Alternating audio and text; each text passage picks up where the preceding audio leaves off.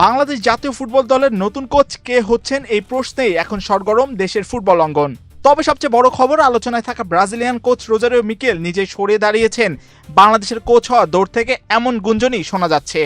জানা যাচ্ছে বাফুফের ধীরগতির প্রক্রিয়া ও Gold's Gym across 30 plus countries with over 700 plus locations worldwide. Train anywhere, belong everywhere. দীর্ঘসূত্রতায় অসন্তুষ্ট হয়ে নাম প্রত্যাহার করেছেন তিনি।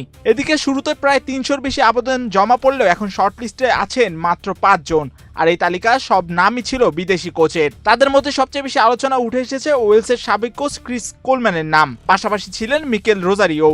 এদিকে ইউরো ২০১৬-তে ওয়েলসকে সেমিফাইনালে তোলার পেছনে ক্রিস কোলম্যানের ছিল বড় অবদান। তবে কোলম্যানকে আনতে হলে গুনতে হবে বড় অঙ্কের টাকা, মাসিক প্রায় $২৬,০০০, যা বাংলাদেশি টাকায় প্রায় ৩২ লাখ। রোজারিও মিকেলের চাহিদাও ছিল খুব কাছাকাছি। এর আগে হ্যাভিয়ার ক্যাবরেরার জন্য বাফুফেকে প্রত্যেক মাসে গুনতে হতো প্রায় ১৫ লাখ টাকা করে, অর্থাৎ নতুন কোচ আনতে বাফুফেকে এবার খরচ করতে হবে প্রায় দ্বিগুণ। যদিও এখানেই মিলেছে স্বস্তির খবর, বাড়তি খরচ বহনে সরকারের পক্ষ থেকে সহযোগিতার আশ্বাসও দেওয়া হয়েছে। ক্রীড়া মন্ত্রণালয় থেকে জানানো হয়েছে বাফুফের সামর্থ্যের বাইরে গেলে অতিরিক্ত অংশ সরকার বহন করবে।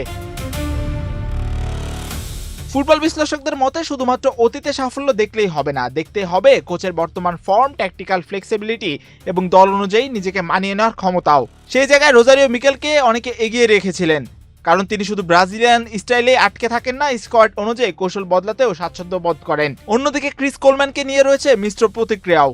ওয়েলসে সফল হলেও ক্লাব ফুটবলে তার ধারাবাহিকতা নিয়ে প্রশ্ন তুলেছেন অনেকেই, বিশেষ করে তার অতিরিক্ত ডিফেন্সিভ ফুটবল দর্শন নিয়েও সমালোচনা রয়েছে ফুটবল মহলে। এছাড়াও আরো বেশ কজন আছেন বাফুফের নজরে, তবে চূড়ান্ত হবার জন্য সময় লাগতে পারে আরো ২-১ দিন।